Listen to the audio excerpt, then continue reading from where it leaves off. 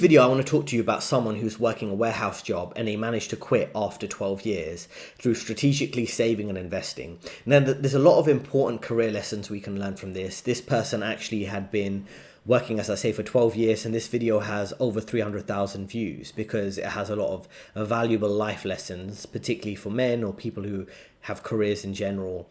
Because I think there's a lot of things we can learn from this. This is someone who's actually in their 40s, and you don't want to end up in this position.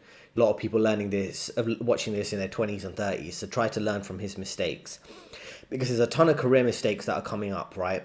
And what you want to do is find solutions early in your 20s, in your 30s, whether it's saving, investing, building multiple income streams, developing a variety of different skill sets. You can have different income sources, and how you can not get caught up in some kind of dead end job, even if it's not a warehouse job or a retail, you're working in the retail sector, working in a corporate 9-to-5 job.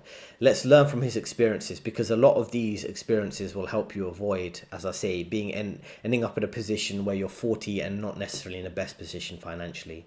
My 2 weeks in, and nobody knew. I didn't tell a single soul until HR 2 weeks before I quit. I was at my warehouse distribution center job for almost 12 years. Started in 2010.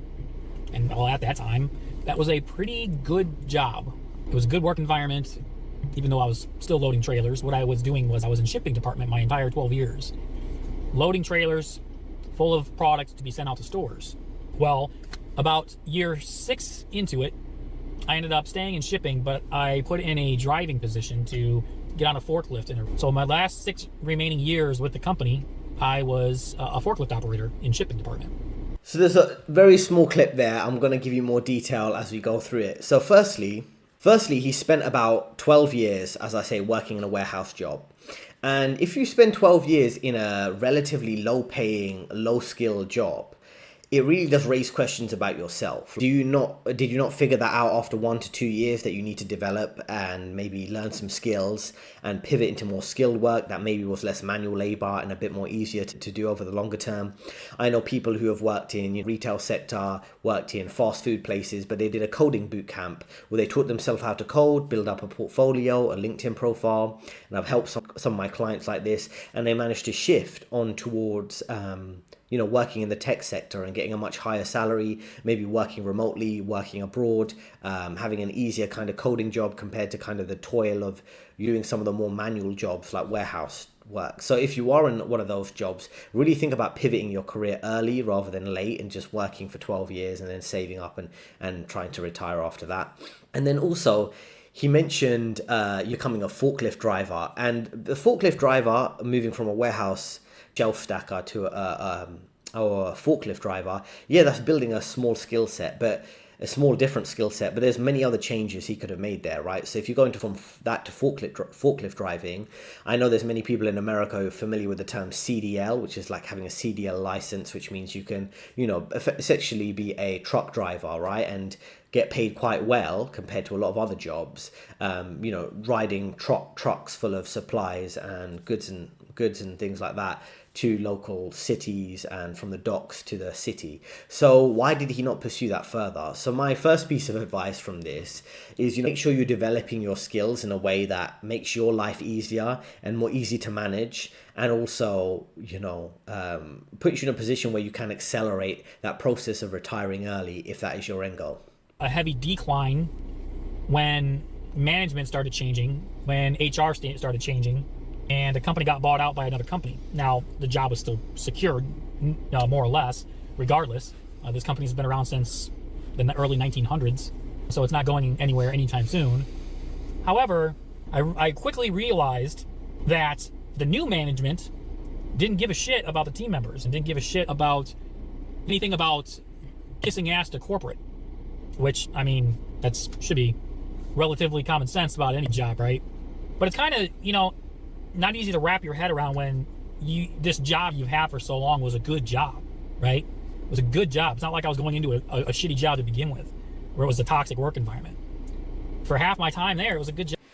So firstly, he's mentioning, it was a good job. I had quite a good environment there until management changed. Now, you should always ensure, as I say in my videos, don't be loyal to a company, be loyal to your own goals, and be ready for those snap changes, right? The same way when you're running your own business or you're working for someone, anything could change. The market could change, the social media algorithm could change, the management, the HR could change, all your friends who might be working at the same company might leave or retire. So you've got to think about your personal requirements and your personal desires and goals, even if it sounds a bit selfish, but it's really not. So if the management and HR change, and then why are you still being loyal to the company, given you've determined that dynamics with the new management, they're not really looking out for the best interests of the workers. So again, this individual worked in a warehouse, but the same thing applies for you. If you're working for a good job and at a good company, the management change, HR change, be careful. You might also be either fired because the management want to hire their friends to do your jobs from other companies. They might want to get rid of you because you're not one of the manager's favorites anymore. Or the work culture might become so toxic you might want to leave. So never be attached to that company, right? Never go, oh, back in the day it used to be good working here, now it's terrible. Just leave. Like, you've got the freedom to leave. You're not like a serf that you have to work for one slave driver, slave master, things like that. And then don't stay and tolerate abuse or double standards, right? If you notice that, there's no point complaining because HR not going to do anything unless you want to take it all the way and maybe extend it over to getting like sick leave and then getting a layoff and getting a payment from that. You could do that if you want, but more often than not, if you're dealing with really toxic management and things like that, HR is not going to help you. Just find another job and move on, or like put in minimum work until they fire you, which would be quiet quitting. So that's another option for you. And also, when management and HR do change, always be ready for job cuts. I've seen this many times. For example, you might have a financial company that's owned by a bigger bank or a private equity firm, and they're looking to make cost savings, and there's a merger or an acquisition. They will look to, reduce the headcount, and it could involve firing you. And you might get a good payout through a severance package and a layoff package. So I wouldn't worry about it too much. There's all sorts of options available for you, but always be looking out for your best interest. If there's changing social dynamics at work, management, things like that, then you might have to adapt to that too. And if you fail to adapt, you'll be living in the past. And again, I don't know this guy. I don't want to be too negative about him. But he doesn't come across like someone who's willing to think on his feet and adapt, because we're living in a completely unstable society, not just in terms of your jobs, but in terms of social stability and safety. So you've got to think on your feet. Even if that means putting other hobbies and things to one side just for your own survival, you really think on your feet. Like, what changes do you need to make in life? How can you be more self-sufficient? Managing your finances better. All of these things are important skills to have at a time like this. Allow the lazy people to sit around on pallets, go for half-hour bathroom breaks, take longer regular breaks, just disappear off the floor, go talk to random girls. And a lot of the management would flirt with the team members. They formed their own little clique, and I saw that coming a mile away, and I didn't like it. In fact, they wanted me, among a couple other hardworking individuals in the department, to take on the bulk of the work. And for a while there, I was stupid, and I did. I found real quick that I'm doing more work for the same amount of pay. I'm doing their work while they're slacking off and doing nothing while I'm getting paid the same amount of pay. No promotion, no extra money, no this or that. So again, listen, this guy is not adapting, right? If he's realizing that co-workers are lazy and the work's getting dumped on him, it's like, why is he not looking for another job? Why is he putting up with it? And as I've pointed out in many of my videos, as much as women might complain about gender equality, they do get a lot of preferential treatment, particularly if their managers get on well with them, or the managers want to flirt around with them and make some jokes with them. Women are just kind of lack of self-awareness with the preferential treatment they really get at work. And if you see these red flags in management, it's just best to leave. I've worked in environments where there has been that kind of favoritism, and it just doesn't work. If you're trying to point out that there is an issue, you're just going to still get treated as a second-class citizen, as a man or a hard-working employee. So there's different ways you can handle that. If they keep dumping co-workers' work on you, you can just be as lazy as the co-workers and say you're quite busy working on your work tasks. You can't pick up their work. Of course, you can word it in a nicer way. Just say, I'm so busy, I'm sorry, I can't help right now. I'm working on my tasks. And there is that phrase, don't hate the player, hate the game. If other people are getting away with being lazy, you have to try and use the same strategies as them. Try to make your work seem like it's actually longer and more time consuming than it is. I know that's harder, and I know it's kind of nuanced to your particular job scenario, but you try to make that work for you. And if you're in a position where you're doing other people's work, doing the manager's work, I've had to deal with that scenario where another member of the team, apparently they were so busy, even though I really question how busy she was, because she was always scrolling the news or scrolling different clothing shops on her work PC. So she didn't seem that busy. She tried to dump work on me, and I helped once or twice. Then I realized there's no point me doing my work and her work. There are other instances where I have frequent management changes, working in senior investment banks. If you're new to the channel, I've worked at companies like this, Goldman, Morgan Stanley, and so on. And there have been instances where for 4 years in a row, my management kept changing because my management didn't like the management above. So in those cases, I had to essentially kind of pick up the slack for my manager. And all of these things get quite annoying. And I ended up leaving one of the roles because it was just like, I have to deal with inconsistent management who are not providing me with support because I am the junior in that case. So you have to deal with all these type of scenarios, and you have to understand that a lot of cases, a lot of your job is just looking busy. So it depends again on the type of job you're working, but if you can leverage anything to look busy, you're researching a new piece of financial regulation. Okay, you're so busy you're looking at a Word document, even if you're not doing much and checking your phone every couple minutes. You just got to pretend to act busy. That's so much of the job, pretending to be busy and knowledgeable and interested and things like that. It's mostly an act more than it is the work in certain cases. So he should have just made his work look more busy and complicated than it really was. And I understand that's a bit harder to do, maybe when you're working on a warehouse when people can actually see what you're doing and it's not like working at your desk. But you've got to really leverage every little thing you can to make your life as easy at work as possible. Now, what's interesting next is a story about his wife who's applying to become a manager after working for 20 years at this company. So it's very interesting, the social dynamics and how promotions, as I always say, is not based on competency. It's not based on meritocracy. It's based on favoritism and management promoting their friends or junior female employees that they're sleeping around with. And I remember working alongside some of the big four accountancy firms. You've heard of EY, Deloitte, KPMG, and I've heard many times that some of the junior women working in accounting and things like that will be sleeping with their managers, and they'd be getting promoted a lot quicker than some of the junior male employees. So all of these things do go on in every industry. So let's listen to a story about his wife who wasn't getting promoted effectively because she wasn't sleeping around with the management. That the management, even though my wife wanted to become a manager at one point, they were promoting the wrong people. It was the women that was going around sleeping around with the other managers and that were wearing hoochie shit were getting promoted. And my wife obviously ain't like that. And so she put her manager 3 fucking times. 3 fucking times she put in for manager. And they denied her every fucking time. Meanwhile, they're promoting women that are sleeping around, women that are flirting with other managers, wearing hoochie shit, running equipment off the dock and doing all these just tons of shit that they don't even know what the fuck they're doing.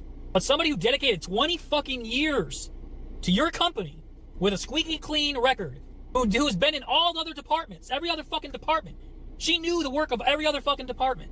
You turned her down 3 fucking times. And you hire the hookers of the company. Or you promote the hookers of the company. What a slap in the fucking face, man. What a slap in the fucking face. So here we've got another clip, right? Now, in this clip, what can we learn from this? So he managed to mention that, as I say, the management promote their friends, a woman who's sleeping around. And the thing is, what you need to realize is that good management typically doesn't exist, because if you make it through to those senior ranks, you have to have kind of psychopathic or sociopathic tendencies. And you have to realize the whole system's fake, realize the exploitation of a lot of workers and be comfortable with it. And a lot of those people and personality types are the guys or women who are going to make it to management roles over other people who might be a bit more morally conscious. And then what he mentioned here about his wife applying 3 times for a management role and it not working out, I think this is quite common in corporate too. I've seen quite a few instances like this where you might have some men who are working quite hard, and most specific instance that comes to mind is I remember a male employee who'd been stuck at vice president level for 5-7 years, a very long time period. And then when he hit his 40th birthday, he got promoted to the next level up, which is called executive director. And meanwhile, a female manager who'd been at the company for roughly the same time, but she was a lot younger, she got promoted to managing director, and she was the youngest managing director at the time. She was 35, and she wasn't like smarter than the male employee who got promoted to a much more junior level at 40 compared to her getting promoted to managing director at 35. So there's all these disparities, again, depending on favoritism from management based on feminist gender equality type of hiring practice. You see a lot of this type of instances going on, right? So it's important to not get too disheartened if the promotions aren't going your way, and try to leverage, finding another job, getting a quiet quitting scenario, maybe at a current employer. Leverage any little loophole that you can make work for you, because playing by the rules just doesn't work, and it's quite obvious to most people now that playing by the rules don't work. But also, another point I'd make here is his wife. He mentioned he'd been working for 12 years before quitting, and his wife had been working there for 20 years and not really getting promoted. There is some personal accountability there. If you're working at the same job, even if it's a warehouse job and maybe it's conveniently located to where you live and it's easy and you know what you're doing, you have to take some personal responsibility. If you're going nowhere in your career, after a couple of years, you should make a move, whatever that move would be, because being stagnant is the worst thing, and it gives too much...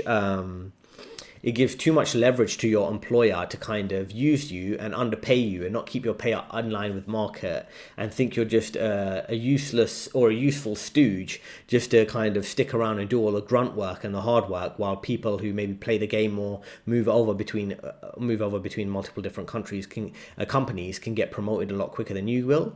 So, bear in mind what you're doing here, right? You don't want to be in a scenario where you're just getting exploited because you stay at the same company, be loyal to them, or just because it's convenient to you. Because a lot of people, they're not naive about being loyal to a company. They get too comfortable. They want the convenience of the same job, even if they maybe don't like maybe they don't like the company that they're working for. So if you're ever at a company, as I say, for 3 years, I think 3 years is the turning point where you have to decide, should you stay there? Do you think you're going to get promoted in the 4th year, or do you think you should move? So 3 years really the turning point, particularly now. And I understand it's nuanced to different industries, but really think that through, because you don't want to be in a situation like this in your 40s and still struggling. That's why you need to not quit. I'm not saying to quit. Don't quit, because right now you need a job. I'm saying use your warehouse job as a stepping stool to quiet quit, to get yourself in a place to where you can walk out and work at any job you want, like I did, and be happy doing a job you enjoy, even if it's less money, to where at any point in time you can say, you know what, I don't like this job. I don't need you. You might need me, but I don't need you. Because I've been retired for the last 2 years, and I made a video about how I'm trying to search for purpose. Like I had financially everything in order. I had all my ducks in order to quit this job of 12 years. And the reason why I didn't quit right away is because I have kids. I needed to make sure that I had a plan in place. And it took me 5 years of the 12 years to plan to get out from my escape. And I'm here to tell you, you could do the same thing. Plan your escape. Don't quit. Plan your escape. Because these warehouse jobs, these management, they don't give a shit. They don't care. So again, he's coming to this realization quite late in life. If he's been planning for 5 years or more, then at least he's kind of, got some backing in terms of waking up a bit earlier, right? I think he's making a good point here about using your job to quit. Always leverage your job to quit. That's the same thing about quiet quitting or staying at a job you don't like just so you can get paid until maybe you're part of the next batch of layoffs, and they can fire you then and pay you 3 months, 4 months, or however long pay, right? So it's worthwhile figuring that type of scenario out, like how will that exist and how that will work out for you, right? Because a lot of people, they don't really have this plan. You need to have a longer term plan. So that's a good point he's making there. And also you should bear in mind, even if you save a lot of money and you do invest it and you're in a position where you can retire early, you might want to do some work on the side just to supplement your income and not be too dependent on your savings or investments. So there's a term called barista FIRE. So FIRE stands for Financial Independence Retire Early, which I'm sure some of you are aware of. Barista is a word for like a coffee shop baristas and someone who prepares the coffee. So the whole concept would be that you get financial independence and retire early through saving and investing and lowering your living costs and all those things, but you effectively maybe commit to doing some work after you retire your standard job. After you retire from your warehouse job, from your corporate job, you do some sort of work. So it could be simply like working at the local grocery store and packing bags and getting paid some money for that for a couple hours every day or every week. Or you're working as a coffee shop assistant, however you want it, barista, if you want to word it that way, right? So this is a good strategy for a lot of people out there. So you might have a skill that you can offer. Some people might want to tutor students, teach kids English online, things like that. So maybe you can live abroad, live in a low-cost location, be partly dependent on your savings, investments, maybe a real estate rental property you have in the West. And at the same time, you have a small job on the internet teaching people English while you live in Thailand. So that is an option that works for some people. So it's worthwhile being aware of those type of scenarios, right? So you always need to create a basis where the more experience you have, the more savings and investments you have, the company should, or any company you work for, needs you more than you need them, because you kind of got your savings or investments to fall back on. And that's the whole concept of having FU money. So the company needs you more than you need them, so you can kind of not be too stressed about your job on a daily basis. And then once you do have that money and maybe you have some financial independence, you can retire early, or maybe working part-time as a contractor, as I say, in maybe you're a coffee shop assistant, or you're working and stacking shelves, or even you're doing your previous job but on a reduced basis. You're working in tech but you're a contract worker, you're a freelancer, you're an accountant but you do it for a small accountancy firm and only do work for maybe 2 days a week, and they pay you relatively low pay, but you don't mind because you got your savings and investments and you just want something to top it off. You want to de-stress. That's the whole point of making money and saving money. You're building your financial situation for your freedom, right? I call it freedom over finances, or finances facilitate freedom, because that's the whole point of the situation we're in now. It's not necessarily trying to become a millionaire for the sake of it. It's for your freedom. That's what you're doing. So it's important to have a plan. A 5-year plan is good. You know, things can change over time. You might lose your job unexpectedly. You might have to make a career shift, but at least you have some kind of 5-year plan. It's something to focus on, something to work towards. And when you plan to escape, this really can keep you motivated, rather than planning to get promoted and climbing the corporate ladder, which I've debunked in many of my videos. If you're planning to escape, it's way more motivating. For me personally, planning to, in certain situations, I've been planning to leave the company and spending 3 to 6 months traveling and then going back into another job. That's what kept me motivated. I wasn't thinking, oh, I'm going to make it to the next level of the management hierarchy, because I don't really kid myself that, you know, unless you're one of the manager's favorites and you're sucking up to the right people, that's really not going to happen. So you've got to be realistic about your scenario. So let's continue to listen to what he has to say. Start HR. Grab your fucking balls.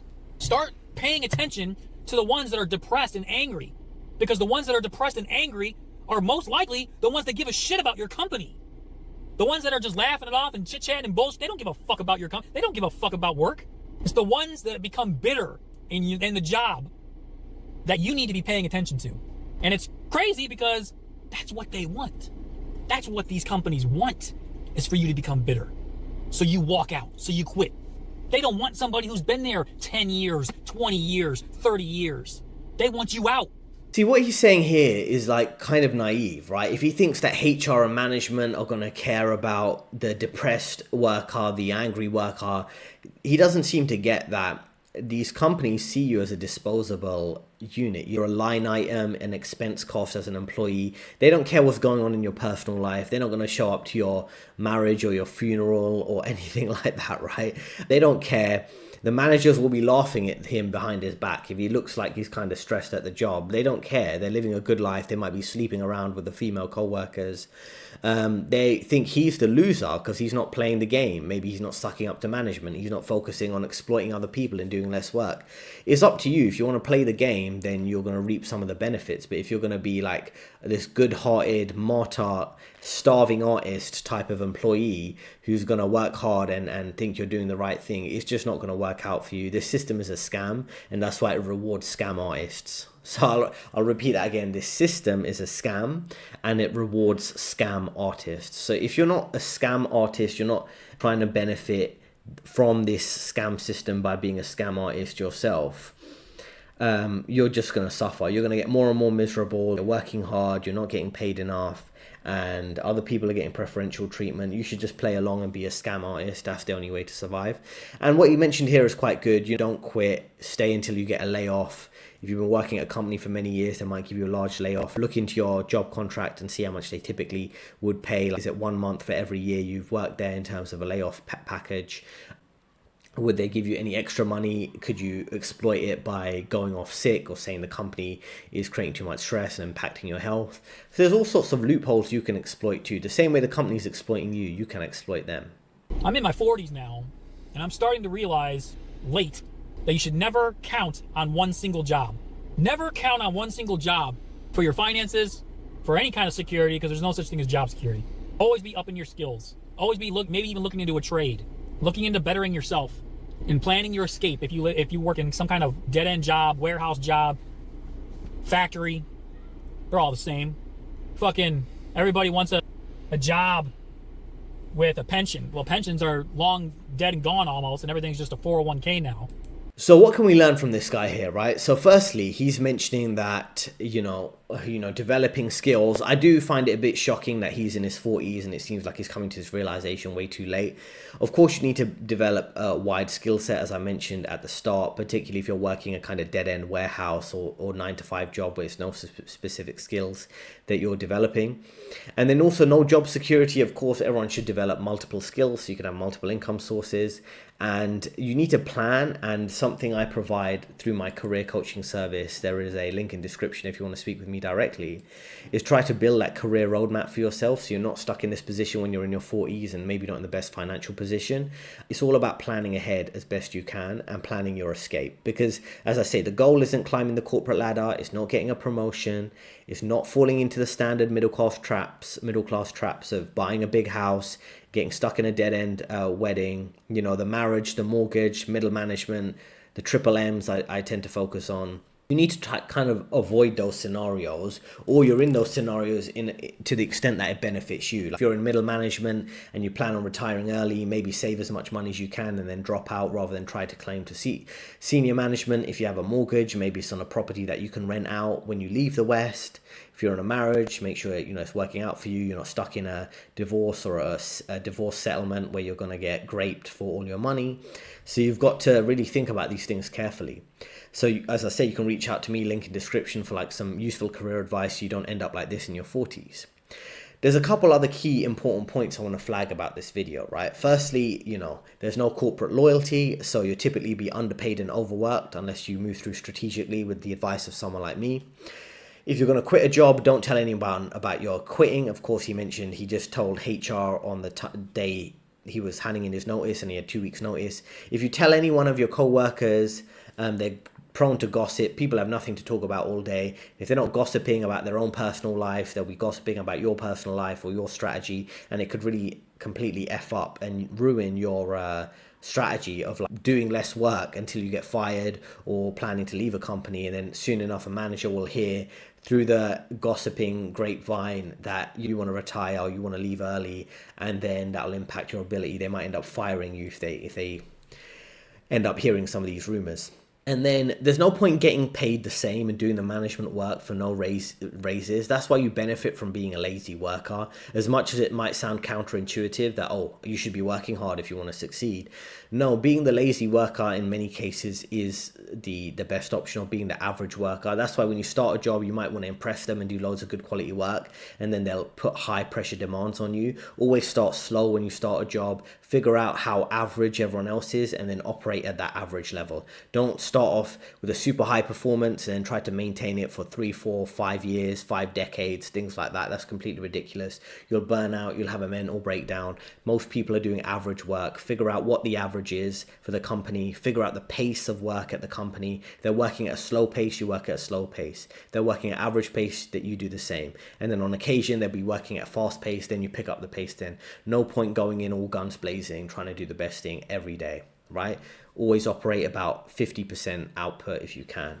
That's what you should aim for, and sense how much work other people are doing, because lots of people are going to say they're so busy, they've got to come in early, leave late. How much work are they actually doing? By walking past their desk, you might see they're scrolling on the internet through as I say, scrolling through the news, doing some shopping, chit-chatting with co-workers. A lot of this is theatre. You just need to pretend to be busy like them so you don't get dumped with their work, and you can be average too and get paid well. So I hope you learned from all these lessons, right? You don't want to end up in this position. You want to learn from these mistakes. I mean, he's quite honest that he woke up a bit too late in terms of realizing these things. If you want more career advice from someone who has that corporate experience, working from analyst to director level at all these type of companies, Goldman's, Morgan Stanley, and so on, and understands those corporate dynamics and those office political dynamics, I have a link in description and I can provide you with some relevant career advice. So thanks for listening. I hope you found that helpful. Let me know in the comments what you learned from this video, and I'll see you next time.